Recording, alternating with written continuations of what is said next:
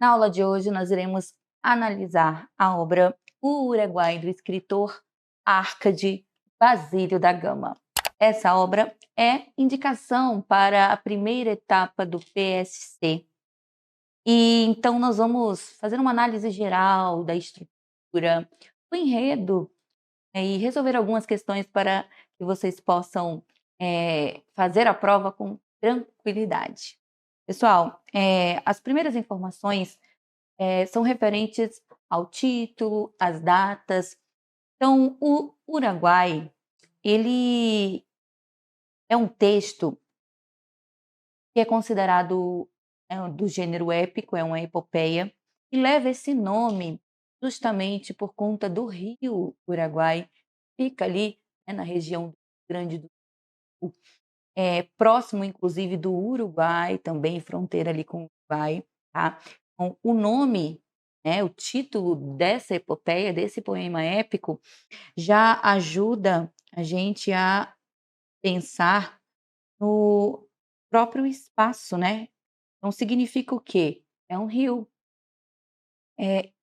localizado qual região? Na região sul do país.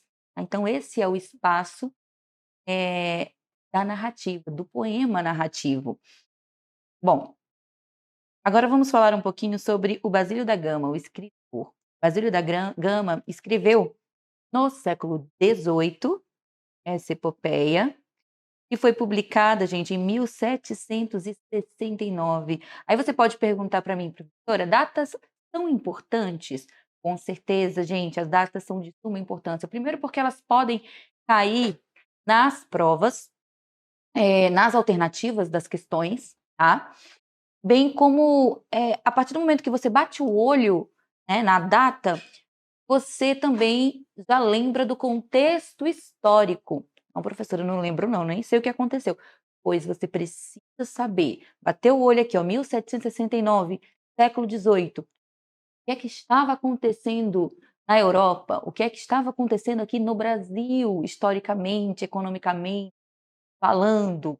Então, essas questões são de suma importância, tá, gente? Aqui no Brasil, época do ouro, né, a exploração do ouro lá em Minas Gerais, também os inconfidentes, mineiros, as brigas territoriais entre os portugueses, liderados pelo Marquês de Pombal, e também os espanhóis com os indígenas, os padres jesuítas. Então, esse é um contexto conturbado e é o contexto que vai aparecer aqui nessa narrativa, nesse poema narrativo.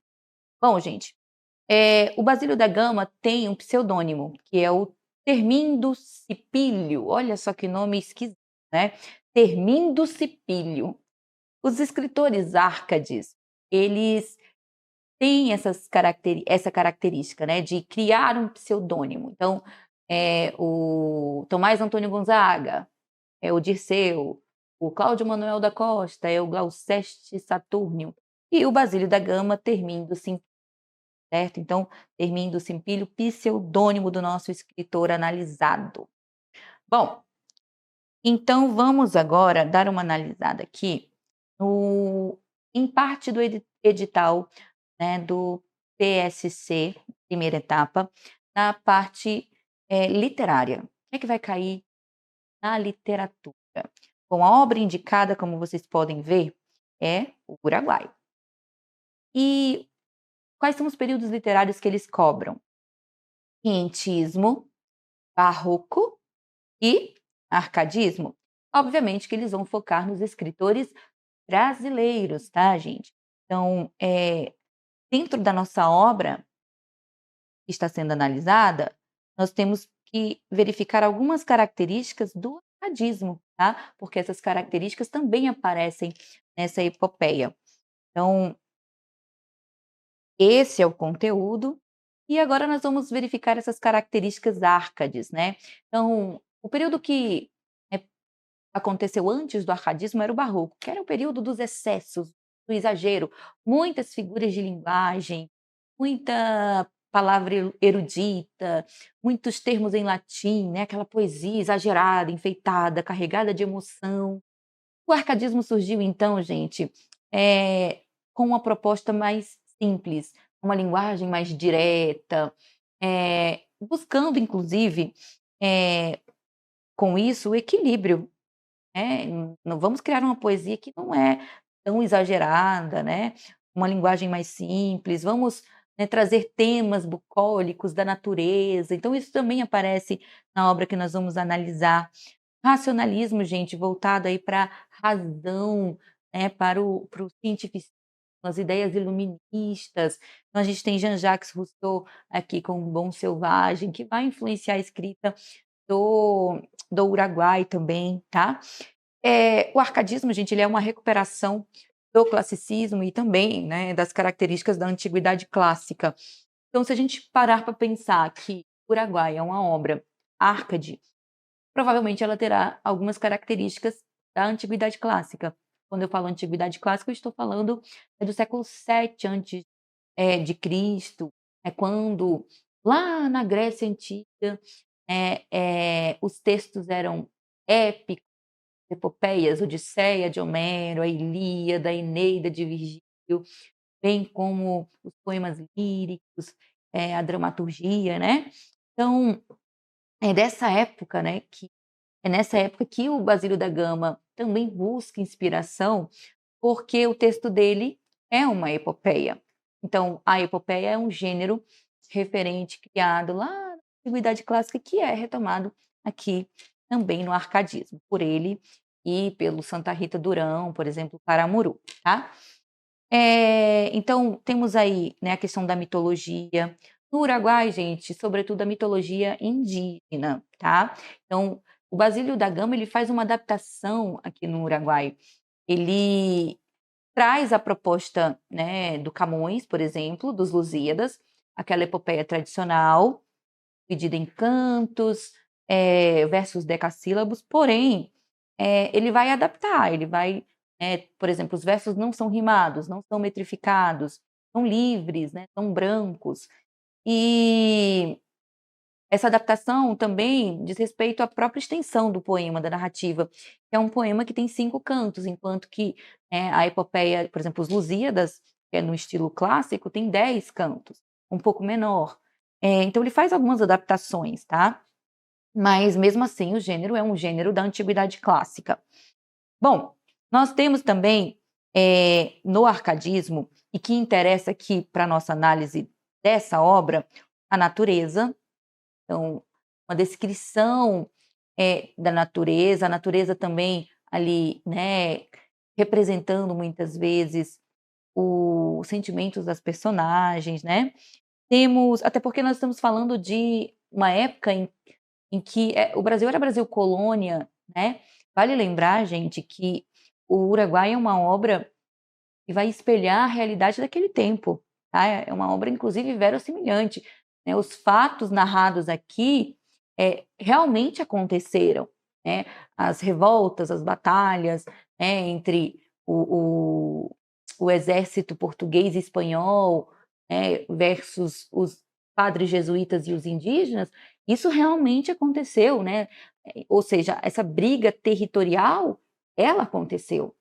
Então, apesar de ter uma inspiração lá na antiguidade clássica, é uma obra inovadora nesse sentido, porque, não vai seguir totalmente o padrão clássico, tá.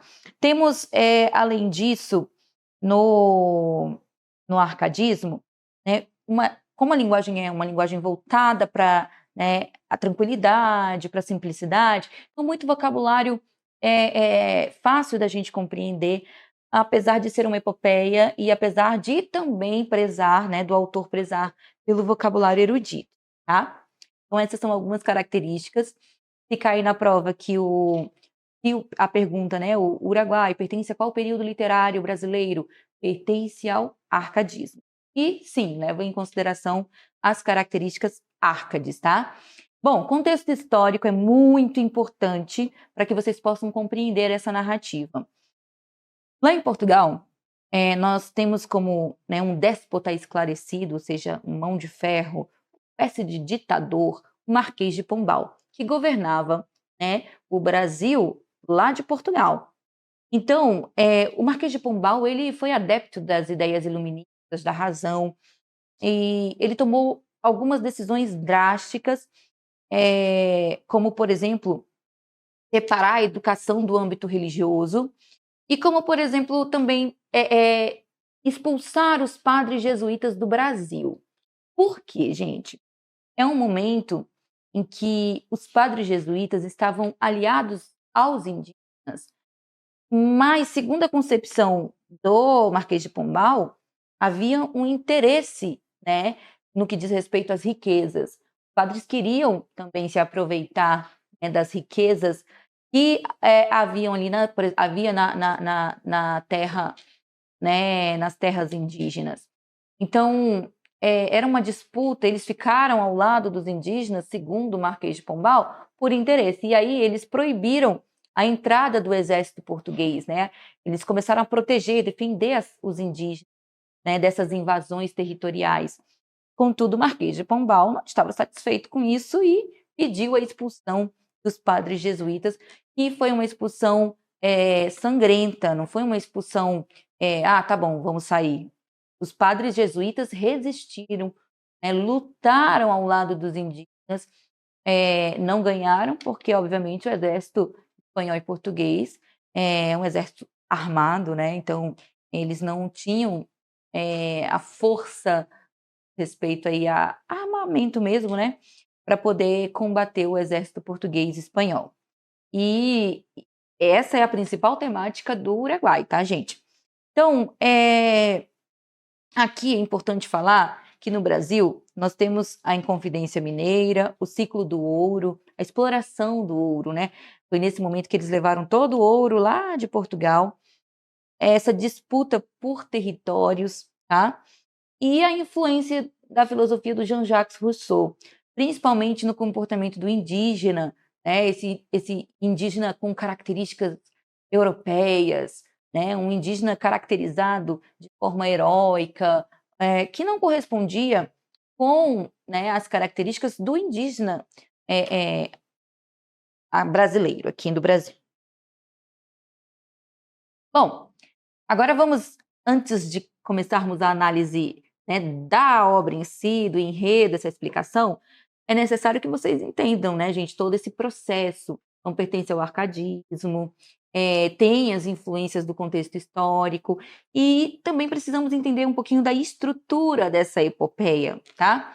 Então, quanto à estrutura, nós estamos diante de uma epopeia, ou seja, uma estrutura épica. O que é uma epopeia? Epopeia pertence ao gênero épico e é um poema que narra, é um poema narrativo, narra os feitos de um herói. Só que aqui nós não temos apenas um herói, nós temos vários, tá? E também não há uma proteção aos padres jesuítas e aos indígenas, né? Na verdade, é mais aos padres jesuítas. Aos indígenas ainda, o Basílio da Gama, ele consegue exaltar, né, os feitos indígenas, consegue fazer uma certa denúncia por meio desse texto, mas a intenção dele era bajular o Marquês de Pombal. Então ele escreveu esse poema, gente, como forma de puxar o saco do Marquês de Pombal, do irmão do Marquês de Pombal. Para quê, gente? Para não ser expulso do Brasil. Ele estava sendo acusado de defender os padres jesuítas. Então, para que ele pudesse, nesse sentido, o Marquês de Pombal, ele era muito agressivo. Então, se alguém empatasse, né, a ação dele aqui no Brasil, a exploração, as invasões de terra, ele fazia, gente, ele mandava matar, né? Então, várias pessoas morreram nessa época. O Basílio da Gama, com muito medo de, né, ser perseguido, de morrer, tratou de escrever o Uruguai e dedicar essa obra ao Marquês de Pombal, né, utilizando, né, o representante dele aqui no Brasil, que era o seu irmão, tá? Então, vejam só, Nós temos aí uma obra totalmente política, né, escrita para defender o próprio escritor dessas acusações, né, de jesuitismo, que é o nome, então ele estava sendo considerado aí um defensor das causas jesuítas, então ele tratou logo de, não, pera lá, deixa eu desfazer isso aí, que senão vai ficar feia a situação para mim, né? Então, a temática principal é essa, tá? Como é que é esse texto? Então, foge um pouquinho do gênero épico, porque não tem um herói específico, né, gente? Na verdade, o herói aqui é o português. Enfim, mas temos a questão das disputas, então, como se nós tivéssemos vários heróis, né? Vários homenageados, enfim. Então, foge ao padrão. Também vai fugir ao padrão de Os Lusíadas, por exemplo, ou da epopeia clássica, a divisão. É um poema dividido em 5 cantos, em 5 partes. Ou seja, na epopeia tradicional nós temos 10 cantos, né? Mas aqui nós temos 5, então a metade, ou seja, é bem menor. E não tem também a mitologia, tá, gente? A mitologia grega, que é uma característica muito presente em toda a epopeia, né? Muito comum nos textos épicos. Já é uma outra questão. A mitologia que aparece é uma mitologia indígena. Temos uma forte crítica, então, né, à Companhia de Jesus, aos padres jesuítas que vieram nessa missão para o Brasil. E tem 1.377 versos, são brancos. O que são versos brancos, gente? Sem rima, tá? Então, é um poema que não tem rima, mas ele tem uma cadência, ele tem um ritmo. E também não tem estrofação, não é dividido aí, em estrofes, tá, gente? Ele é um poema que é direto, né? Ou seja, foge totalmente ao padrão de um texto épico. Os versos os versos que compõem um poema, cada verso tem 10 sílabas poéticas, 10 sílabas métricas. Então, são versos decassílabos. Professor, isso é importante? Uma importância. Muitas questões cobram a medida de Uruguai. Então, cada verso tem 10 sílabas poéticas, tá, gente? Guardem essa informação. Cada verso tem 10 sílabas poéticas. Por mais que a obra não siga o padrão de uma epopeia clássica, ou seja, é menor, não tem rima, não tem estrofação, tem todas as partes. A gente consegue perceber, né, ali a proposição, que é a introdução, né, a dedicatória, dedicada, então, né, ali aos líderes políticos portugueses. Tem a invocação, tem a narração e tem o epílogo, que é a conclusão. Então, por mais que não tenha uma divisão muito precisa, segue esse padrão, né, da estrutura épica, ok? Então, essas informações são, sim, informações muito necessárias para que vocês consigam responder às questões da prova. Vamos agora pensar nos personagens. Quais são as personagens dessa obra? Bom, temos aqui o general Gomes Freire de Andrade. General Gomes Freire de Andrade, que é o chefe das tropas portuguesas e era o irmão do Marquês de Pombal, tá? Ele é considerado aí também um herói dessa epopeia. Temos o Catânio, que é o chefe das tropas espanholas. É importante dizer agora que as tropas que vêm para lutar contra os jesuítas são 2. E elas estavam nesse momento unidas, tá? Eram as tropas portuguesas e as tropas espanholas. Estavam unidas entre aspas, né? Porque elas queriam invadir esses territórios. Mas, por mais que a causa fosse a mesma, cada um tinha interesse próprio, né? Eles eram ambiciosos também e os espanhóis queriam terras para si e os portugueses outras terras. Então, lutaram juntos, porém separados nesse sentido, porque cada um ia ficar uma parcela de terra, né? Bom, inclusive as tropas portuguesas, gente, queria as terras ali, ó, dos 7 povos das missões, que eram as terras que os padres jesuítas dominavam naquele momento, né, junto aos indígenas. Temos aqui o Cacambo, que é o chefe indígena, tá? O Cepé, que é considerado, né, o herói indígena dessa narrativa, tá? Então temos aí esse guerreiro indígena. Temos Balda, que é um padre jesuíta, né, um padre administrador, né, aí dessas terras dos sete povos das missões. E esse padre, gente, era um padre que se envolveu com uma indígena, estuprou essa indígena, engravidou essa indígena. Obviamente que o livro não vai falar de forma aberta que a indígena foi assediada e estuprada, tá? O poema não fala abertamente, mas a gente consegue entender por meio da interpretação. Então ele se aproveitou da indígena, engravidou a indígena e criou, né, teve um filho com ela e criou o seu filho, só que era uma pessoa muito ruim, o filho, e os indígenas da região não gostavam dele de forma alguma, tá? Depois ele vai querer que o filho acabe casando com a Lindóia, que já estava comprometida, né, ali com o Cacambo, tá? Bom, temos também a Tanajura, que é uma feiticeira que tem visões, né? E é responsável por mostrar, por exemplo, a Lindóia em revelação o terremoto que aconteceria ali em Portugal, mas obviamente que esse terremoto já, né, tinha acontecido, que foi aquele terremoto em que o Marquês de Pombal reconstruiu, né, Lisboa, gente. Ele o terremoto acabou com muitos prédios e o Marquês de Pombal foi responsável por reconstruir.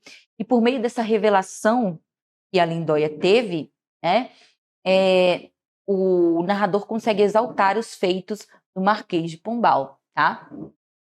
Então temos aqui a Lindóia, que é uma personagem também, uma heroína, é uma personagem principal. É importante lembrar que aqui nós temos a questão do maniqueísmo, ou seja, as personagens que são boas, elas são boas do início ao fim.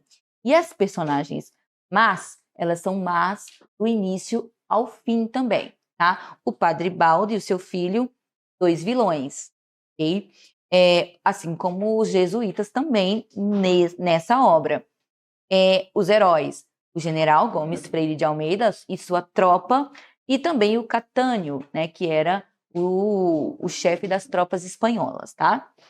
Então, aqui nós temos algumas, o Caitutu, que é o irmão da Lindóia, que no final da narrativa é responsável por tentar salvar a irmã da cobra, né, que vai envenená-la, mas ele não consegue.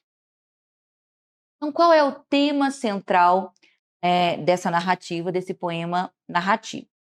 Bom, nós temos aqui, então, gente, Portugal e Espanha, como eu disse a vocês, né, tentando ocupar as terras que naquele momento estavam sob domínio jesuíta, né, lá na região do Rio Uruguai, tá? E aí, gente, os portugueses iriam ficar então, com o território dos 7 povos das missões, e os espanhóis estavam interessados ali na colônia do Sacramento. Então, lutaram juntos, mas por interesses diferentes, divergentes, tá? Então, os jesuítas resistiram, lutaram contra o exército português, tá, gente? Para defender a posse de suas terras, né? E essa batalha foi uma batalha que realmente aconteceu. Então, é verossimilhante, baseada em algo que realmente aconteceu aqui no Brasil, tá? Temos aqui a data, que foi 1757, porém o poema foi escrito em 1769, um pouquinho depois, tá? Espelhando aquela batalha entre os espanhóis, portugueses e jesuítas, tá? E aí, gente, a temática central do nosso poema é justamente essa exaltação aos feitos do general Gomes Freire de Andrade, irmão do Marquês de Pombal, tá? Então, Basílio da Gama dedica o poema ao irmão do Marquês e, ao mesmo tempo, combate os jesuítas abertamente para mostrar ao Marquês de Pombal que ele não gostava dos jesuítas e que ele não defendia os jesuítas. Por quê? Medo de morrer, gente. Medo de morrer, medo de ser expulso do Brasil, tá? Como ele já... Inclusive, ele já tinha sido expulso do Brasil. Bom, temos aqui, agora, a partir de agora, vamos fazer uma análise geral desse poema. São 5 cantos, então vou falar um pouquinho, né, para vocês qual é o enredo, qual é a estruturação desses cantos, tá? Aqui a gente tem um trechinho do poema, que é a primeira passagem do poema. Nesse primeiro momento, o narrador ele vai apresentar, né, a tropa portuguesa, o general, vai dedicar esse poema a eles, né? Nesse momento também, nós vamos perceber já que a obra começa em média res. O que é em média res, né, gente? A obra começa com a narrativa já, com a batalha já em andamento. Tem um monte de corpo jogado no chão, né, sangue. Então, é uma das características tanto de Os Lusíadas quanto também aqui, né, do Uruguai. A obra começa não do início da batalha, mas sim com a batalha em andamento. Como lá nos Lusíadas, as navegações começam quando os portugueses já começam quando os portugueses já estão chegando, né, ali em Melinde, na África, tá? Então, o nome disso é in media res, que se escreve mais ou menos assim. In media res, ou seja, em curso, tá? Então, gente, as tropas europeias no canto 1 e os indígenas se reúnem para essa batalha, é isso que é apresentado, e a narração é dramática, épica, porque tem muita cena mesmo ali de corpos, né? E vai representar, então, essa repressão sofrida pelos indígenas que usavam lanças e flechas contra a artilharia ibérica, gente. Ibérica no sentido de portugueses e espanhóis, tá? Referente ali à união de Portugal e Espanha, né? Península Ibérica. Então, como é que eles, com arcos e flechas, vão lutar contra pessoas armadas, né? Contra um exército com arma de fogo? É uma batalha um tanto quanto injusta, né? Bom, vamos ler aqui então essa apresentação. Fumam ainda nas desertas praias lagos de sangue, tépidos e impuros, em que ondeiam cadáveres despidos, pastos, corvos. Dura ainda nos vales o rouco som da irada artilharia. Então ele está dizendo, olha, os portugueses, os ibéricos, né, espanhóis e portugueses são bravos, são irados. E os corpos nus despidos são os corpos dos indígenas, né, gente?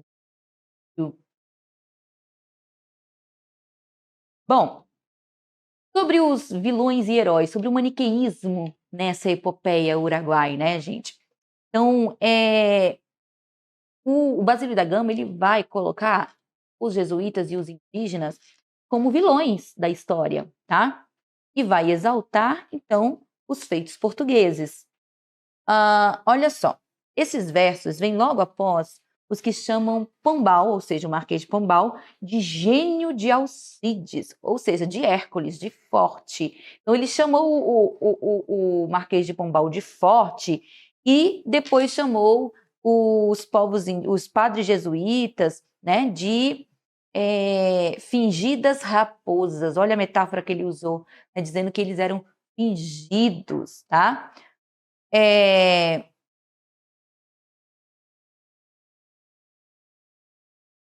O grande herói da mitologia grega vai então ser o representante aí do Marquês de Pombal e logo a seguir, no fragmento transcrito acima, ele diz quais são os restos de guerra destinados ao herói. As peles das raposas e dos lobos, ou seja, dos jesuítas, porque eles acabaram vencendo a batalha, né? Então, os heróis aqui, gente, os portugueses e espanhóis, e os vilões, os jesuítas, certo? Que são metaforicamente chamados de fingidas raposas. Professora, a prova pode criar uma questão perguntando, né, sobre essa metáfora de raposas, fingidas raposas, e para a gente dizer quem são essas fingidas raposas? Obviamente, gente. Quem são as fingidas raposas? Os padres jesuítas. Os padres jesuítas são condenados pelo Basílio da Gama, pelo Eu Lírico aqui no Uruguai, tá? E os portugueses, endeusados.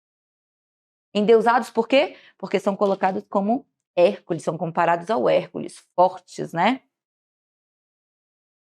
Bom, no canto 2, nós temos então, né, aí a luta, os índios lutam valentemente, mas infelizmente eles são, né, vencidos pelas armas de fogo aí dos europeus, tá, gente? E é justamente nesse combate que morre o Cepé, né? Um dos indígenas, dos guerreiros indígenas.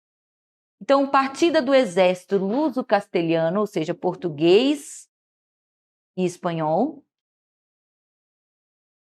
Soltura dos índios prisioneiros, então nesse momento os índios que estavam presos foram soltos, libertos, presos por quem? Pelos jesuítas.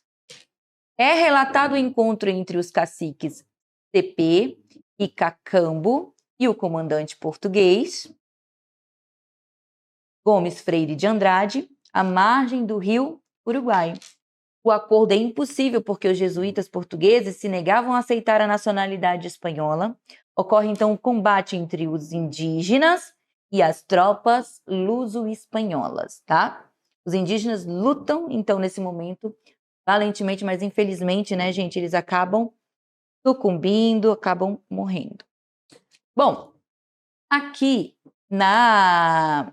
no canto, na verdade, não estão todos os indígenas que morrem, tá? Alguns conseguem fugir, né? São soltos, os que sobraram foram soltos, certo? No canto 3, então, nós temos aí o Cacambo, né, incumbido pelo padre Balda para ir a uma missão.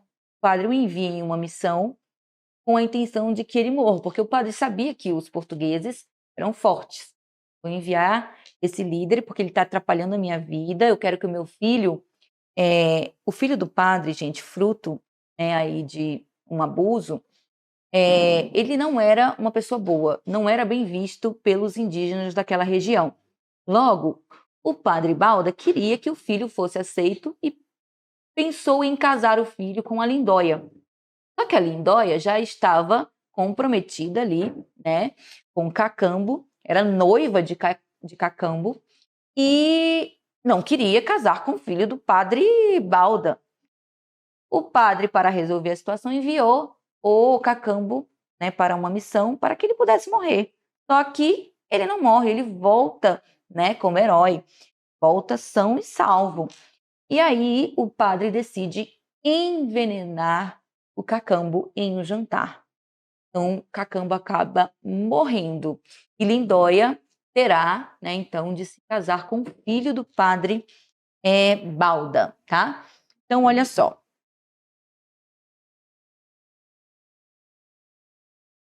Quando volta para a missão, Cacambo diz ao padre Balda que a melhor opção é a rendição, pois os portugueses matariam todos os indígenas. Eles sabiam disso, né, gente?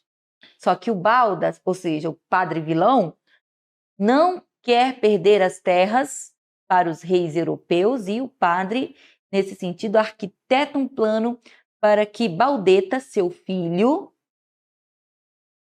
case-se com Lindóia, que era noiva de Cacambo. Então, aqui a gente tem, né, a parte mais dramática da epopeia, que é esse momento em que a Lindóia perde o seu amado, ele morre envenenado pelo padre Balda, e olha só, né, gente, que denúncia, um padre jesuíta matando um indígena por interesse, né, pelas terras. E aí, se o filho dele se casasse com a Lindóia, obviamente o filho seria, então, nomeado aí chefe indígenas, tá? E aqui tem mais uma passagem que aborda, de certa forma, essa análise. Goza as imagens vãs e não se atreve Lindóia a perguntar. De destruída a república infame e bem vingada a morte de Cacambo. Então, vamos agora para a parte 4, que é a parte da morte da Lindóia, gente. É a parte mais lírica. O que é o lirismo, então, né? Por que é a parte mais lírica? Porque é a mais emotiva. A morte da Lindalva, ela é descrita, né, de forma muito delicada, é um momento, né, romântico, digamos assim. Gente, o arcadismo, ele precede o romantismo. E no romantismo, nós temos na primeira fase a geração indianista, né? Ou seja, a temática indianista. Contudo, o indianismo não nasceu no romantismo. O indianismo nasceu aqui no arcadismo com essa obra, o Uruguai, né, que já tem uma temática indígena, apesar de o foco não ser no indígena, porque o foco aqui é no português, nos portugueses, né? Marquês de Pombal, nos líderes. Contudo,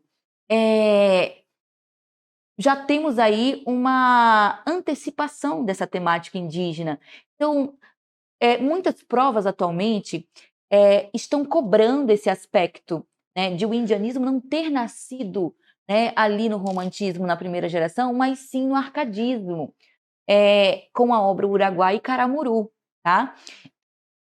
E também foram idealizados, né, gente, descritos de forma heróica, tá? Tanto é que nós vamos conseguir enxergar isso nas passagens que nós faremos a leitura a seguir, tá? Então, no canto 4, nós temos o quê? Durante os preparativos para o casamento, Lindóia foge para a floresta e vai até Tanajura, que é a feiticeira, tá, gente? Tanajura dá um tipo de porção para Lindóia e a indígena começa a ter visões aleatórias. E é nesse momento que ela, né, enxerga o terremoto. Inclusive sobre um grande terremoto que ocorreu em Lisboa, no ano de 1755. Isto foi uma forma encontrada por Basílio da Gama de exaltar a obra de restauração promovida pelo Marquês de Pombal, lá em Lisboa, né, naquele momento. Depois disso, Lindóia, perturbada e triste, deixa-se picar por uma serpente e morre. Ou seja, gente, o Cacambo morreu, o noivo da Lindóia. Ela teria de se casar com o filho do padre Balda, o vilão da história, cara malvado. Ela não queria. Então ela preferiu se matar. Então Lindóia acabou se suicidando, tá? Se matando. Uma cobra venenosa veio, enrolou em seu corpo e ela foi picada pela cobra.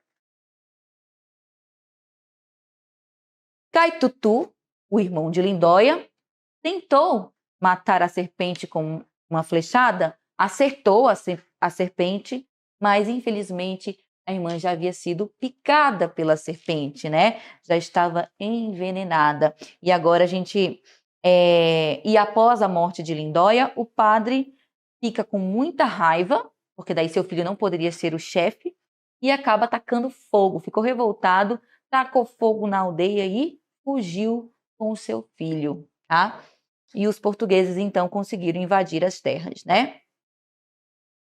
O incêndio não trouxe muitos prejuízos para os portugueses, não, tá, gente? Aqui, então, eu vou fazer a leitura com vocês, né, do canto 4, que é o canto mais lírico, e é importante que vocês tenham esse acesso à obra, tá, gente? Que vocês conheçam a estrutura da obra. Mais uma vez, os versos têm 10 sílabas poéticas cada um, e a linguagem é uma linguagem tranquila.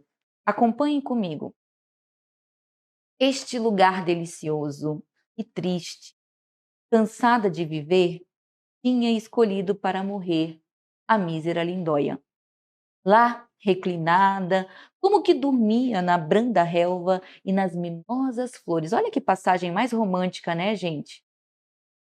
Tinha a face na mão e a mão no tronco de um fúnebre cipreste que espalhava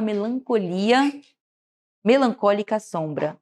Olha que passagem mais romântica, tristeza, a morte como solução para os problemas. Então, nós temos uma antecipação de algumas características românticas.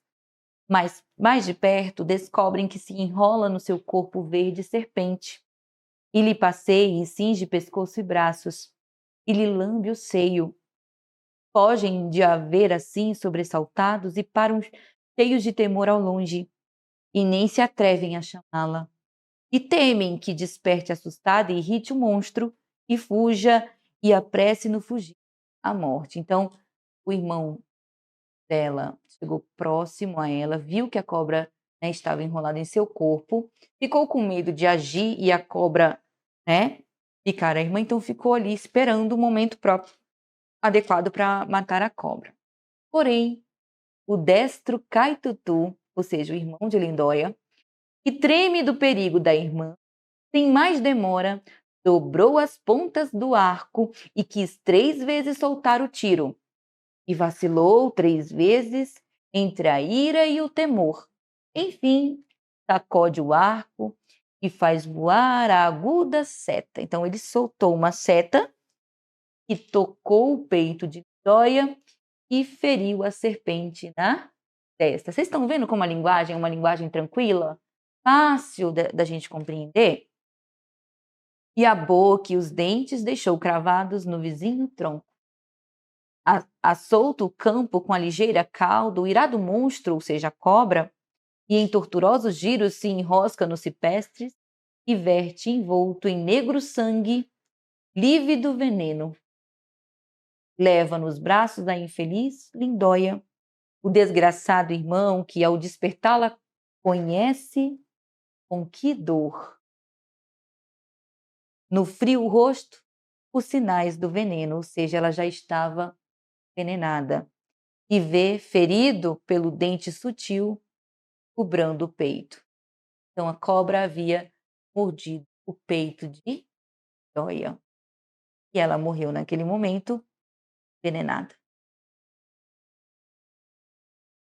Os olhos em que amor reinava um dia, vocês estão vendo aqui, gente, as personificações, das comparações românticas, cheios de morte, e muda aquela língua que ao surdo vento e aos ecos tantas vezes contou a larga história de seus males.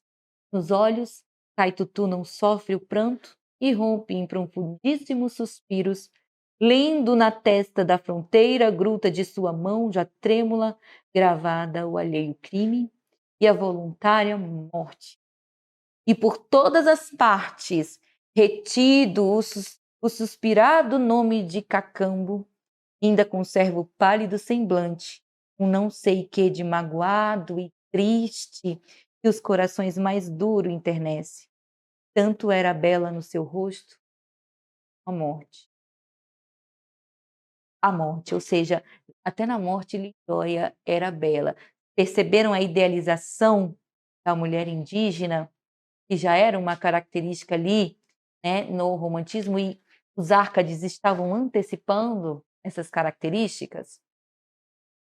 Se cair alguma questão, gente, falando sobre esse aspecto, sobre o fato de os Árcades, né, anteciparem o cristianismo, não se esqueçam. Sim, eles anteciparam. E, pessoal, então, no último canto, né, na última parte da epopeia, o narrador, o eu poético, vai descrever a invasão portuguesa, né, o templo português, a perseguição aos índios, a prisão do padre Balda, e assim ele dá por encerrada a sua tarefa e despede-se do leitor. Expressa suas opiniões também nesse momento a respeito dos jesuítas, colocando-os como responsáveis pelo massacre dos indígenas. Então ele acusa os padres jesuítas pelas tropas espanholas. Não foram os espanhóis e os portugueses responsáveis pelas mortes indígenas, mas sim os padres jesuítas, segundo o Basílio da Gama, né? Eram opiniões que agradavam quem? Esse tipo de opinião? O próprio Marquês de Pombal, o todo-poderoso ministro de Dom José I. Nesse mesmo canto, ou seja, no último, ainda aparece a homenagem ao general Gomes Freire de Andrade, que respeita e protege os indígenas sobreviventes. Então, gente, percebam que o Basílio da Gama procurou condenar os jesuítas, mas os indígenas não, tá? Tanto é que no final, a batalha foi contra os indígenas e os jesuítas, mas no final ele acaba, os indígenas sobreviventes são, né, aí protegidos pelo próprio general Gomes de Freire de Andrade, irmão do Marquês de Pombal. Pronto, Basílio da Gama fecha a narrativa no último canto, puxando mais uma vez o saco ali, né, dos governantes portugueses, certo? E agora, pessoal, nós vamos responder algumas questões sobre o Uruguai, pensando nas possibilidades de questionamentos na hora da prova, tá? Então, olha só. Essa é uma questão do PSC 2020, ou seja, caiu na Universidade Federal do Amazonas, e aí a partir daí a gente já pode ter uma pequena noção do que pode ser cobrado. Vejam que nós temos aqui um excerto, um trechinho do canto 4, tá? Lembram o que aconteceu no canto 4? Não foi a morte de Lindóia? Foi, a gente acabou de ler esse mesmo trechinho agorinha, tá? Que é um dos mais famosos aí do Uruguai. E a pergunta foi a seguinte: de acordo com o texto, assinale com V as alternativas verdadeiras e com F as falsas. Nesse momento eu vou pedir para que vocês pausem, né, esse vídeo e respondam essas questões, julguem, né, quais vocês acham que são verdadeiras e quais vocês acham que são falsas, e depois venham para a resolução comigo, certo? Então, dê uma pausa aí, resolva e, na sequência, volte. Resolveram? Então, vamos lá. Olha só. Primeira assertiva. O tema do épico Uruguai, de Basílio da Gama, gira em torno da guerra que portugueses e espanhóis moveram contra indígenas e jesuítas em 7 povos de missões do Uruguai em 1759. O fragmento lido trata da morte de Lindóia. Ó, resposta corretíssima, verdadeira. A gente viu isso, né, agorinha. Próxima assertiva. O poemeto épico se constrói em 5 cantos? Verdade, 5 cantos. Com estrofação livre? Sim, versos livres, ou seja, não são, né, regulares totalmente. E com versos decassílabos brancos? Verdade também, tá? Então, verdadeira. Nesse sentido, professora, a gente já pode eliminar a letra A, podemos eliminar a letra B, podemos eliminar a letra D e ficamos entre a C e a E. Lindóia, desiludida pela perda de seu filho, morre nos braços de sua amiga Moema. Mentira, isso aqui não faz parte da obra. Quem é Moema? A gente nem viu no nosso resumo, né, gente? É uma outra personagem de outro texto. Erradíssimo. E assim, né, gente, ela não morreu ao atirar-se ao mar. Ela morreu picada pela serpente. Então, falsa aqui essa alternativa. O grande herói do poemeto é Caitutu, que ouve Tanajura alertar sobre a morte de Lindóia. Então, gente, nós temos aqui uma outra alternativa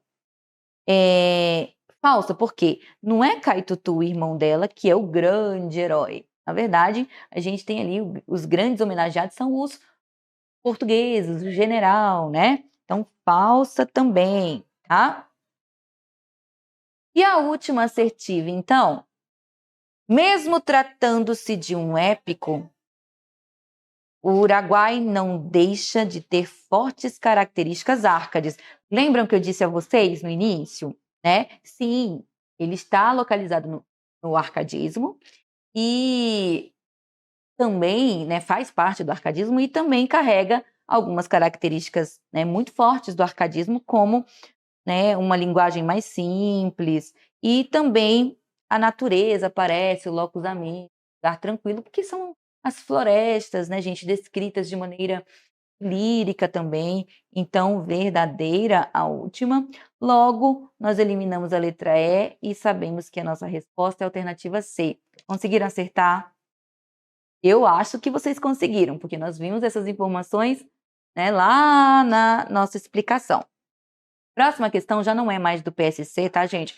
Eu só encontrei essa questão do Uruguai até então, referente aí ao PSC, mas são questões também que têm alguns pontos relevantes para que vocês possam, né, fazer essa prova e que talvez possam cair também, né? Então vamos lá. Assinale a alternativa que preenche corretamente as lacunas do texto abaixo, na ordem que aparecem. Então, gente, a partir de agora vocês vão dar uma pausa e vão preencher essas lacunas aqui, tá? Leiam o texto e preencham essas lacunas com essas palavrinhas aqui, que estão aqui, certo? Então, pausem aí e depois voltem. Resolveram? Então, vamos juntos? O Uruguai, 1769, de autoria de... Já sabemos quem é o autor, Basílio da Gama. Então, a gente vai tirar aqui a letra A, também tiraremos a letra D e a letra E. Essa é uma tática para você não perder muito tempo, né, gente? Pela primeira, você já elimina o que tem de eliminar. Ou será a letra B ou a letra C. E vocês nem precisam terminar de ler o texto. Por quê? Porque a partir do momento que você olha aqui portugueses e espanhóis e indianismo, Basílio da Gama, você já sabe que provavelmente é essa a resposta, porque não é regionalismo e não são apenas os espanhóis que lutam contra, né, os jesuítas, mas os espanhóis e os portugueses. Então, provavelmente a nossa resposta é a C, sem mesmo ler o texto, mas nós vamos ler, obviamente, para que a gente possa assimilar aí, né, mais informações. O Uruguai, de autoria de Basílio da Gama, narra a história da luta de portugueses e espanhóis contra os indígenas sitiados nas missões dos Sete Povos, ou seja, nesse território aqui, tá, gente? A obra focaliza o encontro de culturas, olha só, informação importante, encontro de culturas diferentes. Ao dar relevo às figuras de Cepé, Cacambo e Lindóia, antecipa o indianismo romântico. Perceberam como essa é uma questão, né, que pode cair? Então, sim, o Uruguai antecipa o indianismo romântico. A alternativa correta aqui, então, a alternativa D. Vamos responder mais uma. O Uruguai foi publicado pela primeira vez antes da independência do Brasil, em 1769. A independência do Brasil foi em 1822, né? Então, um pouquinho antes. E narra as disputas entre espanhóis e portugueses pelos territórios do Sul. Então, Rio Grande do Sul, tá, gente? Envolvendo os indígenas e os jesuítas. No fragmento abaixo, podemos conferir um trecho da fala do comandante português, o general, né, gente, que a gente viu anteriormente. O nosso último rei e o rei de Espanha determinaram por conta de um golpe, como sabeis, neste ângulo da terra, as desordens de povos confinantes e mais certos sinais nos dividissem. Aqui é o primeiro canto, né, de Uruguai. Aqui embaixo a gente tem uma citação do Machado de Assis sobre o Uruguai. Diz o seguinte: o talento de Basílio da Gama, que transforma o árido assunto em matéria literária, recebe 100 anos depois o elogio de Machado de Assis. Ao compará-lo com seu contemporâneo Tomás Antônio Gonzaga, o escritor afirma, então, o que foi que Machado de Assis diz?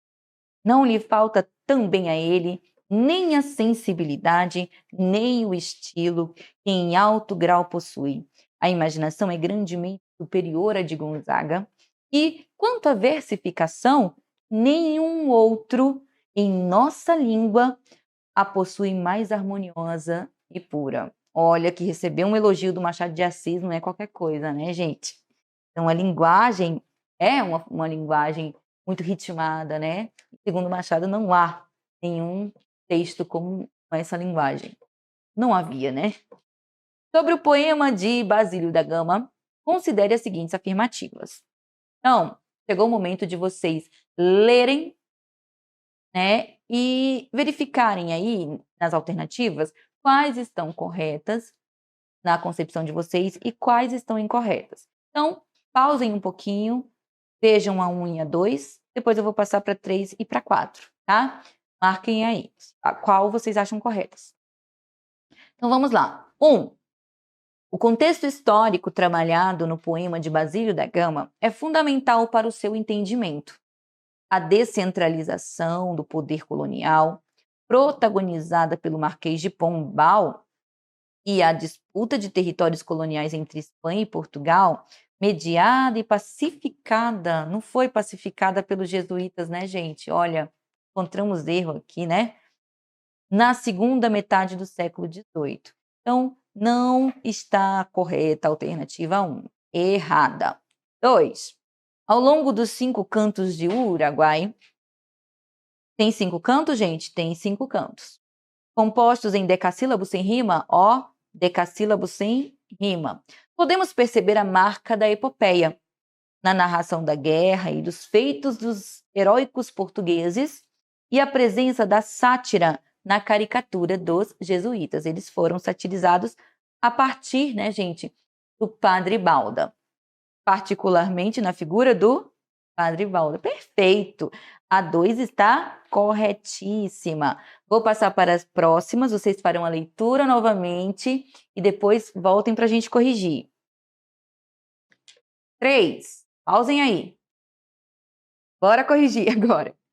O grande destaque dado aos índios e a defesa da sua terra, a exaltação lírica da natureza e a centralidade do par amor-morte, presente na relação de Lindó e Cacambo, deram ao poema de Basílio da Gama o lugar de inaugurador do romantismo. Opa!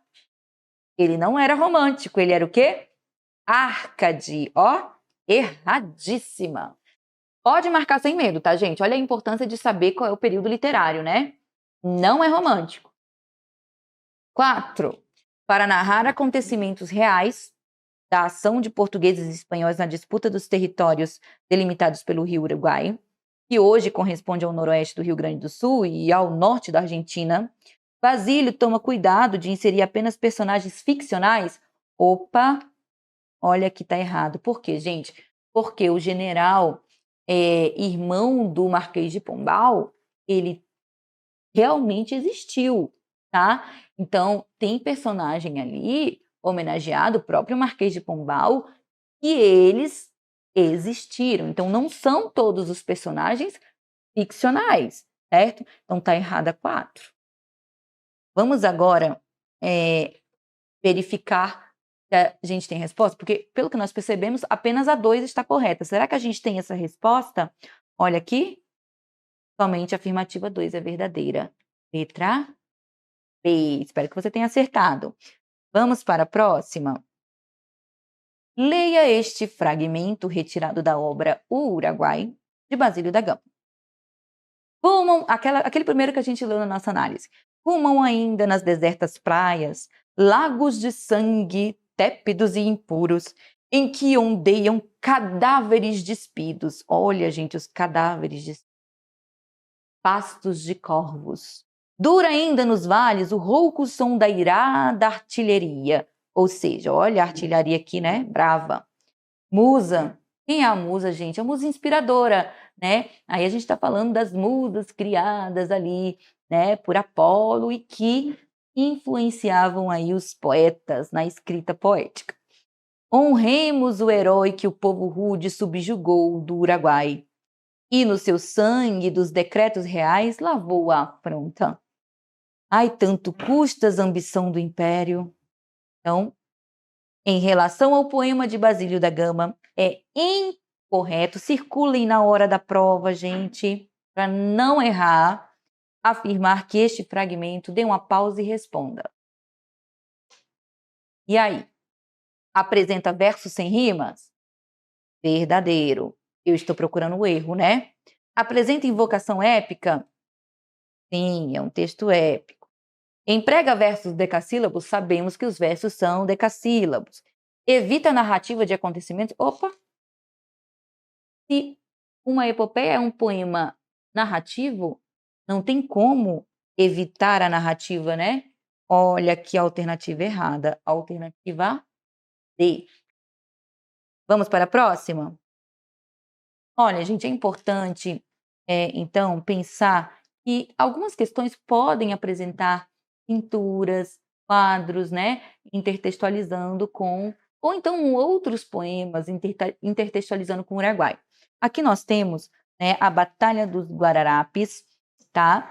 E é uma pintura que vai representar uma batalha, e se vocês perceberem, temos aqui, ó, homens feridos, caídos no chão, né? É uma batalha sangrenta também. Vejamos agora o excerto.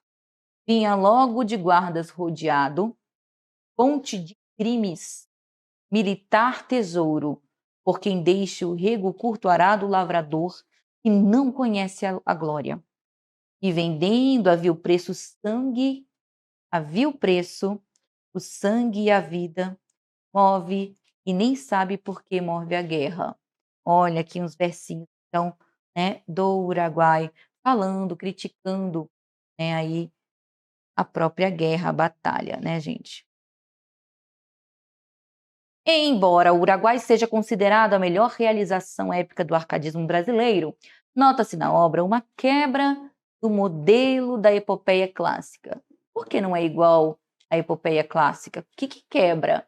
Qual é a quebra que acontece aí, gente? Lá na epopeia clássica, os heróis eles batalham, vencem. A batalha ela é endeusada, né? Aqui não, a gente viu uma crítica. Em termos de conteúdo, tanto no trecho quanto na pintura apresentados, essa quebra se evidencia, pausem, respondam e voltem. Pela representação de situações tragicômicas, pelo retrato de episódios de bravura e heroísmo, pela alusão aos heróis mitológicos da Grécia Antiga ou pelo questionamento da guerra como algo positivo. Vejamos só, gente, a gente não tem aqui, né, tragicomédia. O que é tragicomédia, tragicômicas? É o trágico que é engraçado, que é cômico, tá? Então, não temos graça nenhuma, nem na pintura e nem no Uruguai. Na letra C, ela não vai quebrar o modelo clássico porque a bravura e tá retratando a bravura e heroísmo, tá? Porque isso aí não é quebrar, isso aí é concordar. E também não tem nenhuma menção a personagens mitológicos nos dois, né? Vocês não viram nenhum deus, por exemplo. Logo, por que ela vai quebrar com o padrão do modelo da epopeia clássica? Porque questiona a guerra. E a epopeia clássica endeusa. Ó, Troia, a Batalha de Troia foi endeusada, né? Aqui não. Aqui eles vão criticar, vão dizer, vão colocar como algo negativo, tá, gente? Então vai questionar aí a guerra. Fonte de crimes, e aí vocês podem observar que as pessoas, né, caídas, mortas, é uma crítica também, né, às desgraças provocadas pelas guerras, certo? Por isso que essa epopeia acaba quebrando, então, né, com o modelo clássico, porque não endeusa as batalhas. E assim, nós finalizamos essa breve análise do Uruguai, desse poema épico, decassílabo, escrito por Basílio da Gama, publicado em 1769, e cujo tema principal é realmente a disputa territorial, né, a batalha dos espanhóis e portugueses contra os padres jesuítas aqui no Brasil por conta das terras, por conta de interesse, né, acaba retratando também, né, todo o genocídio, o massacre aos indígenas, né, que foi um grande prejuízo, uma epopeia inspirada em algo que realmente aconteceu, que foge ao padrão clássico, porque é um pouco menor, porque os versos são versos brancos, não tem rimas, né, apesar de decassílabos. Eh, e também é uma epopeia que vai antecipar características do romantismo aqui no Brasil, né, gente, a temática indianista, certo? Então, acho que essas informações são imprescindíveis para que vocês consigam resolver a prova, né, de vocês. Se puderem, leiam o texto, não é um texto muito longo, né? Acredito que você terá um pouquinho mais de segurança na hora de resolver essas questões, mas se por acaso você não conseguir fazer a leitura, né, resolva mais questões, veja essa aula, né, mais de uma vez, e assim eu acredito que você, né, já consiga fazer a prova. Desejo então uma boa prova para vocês, espero vocês em uma próxima oportunidade.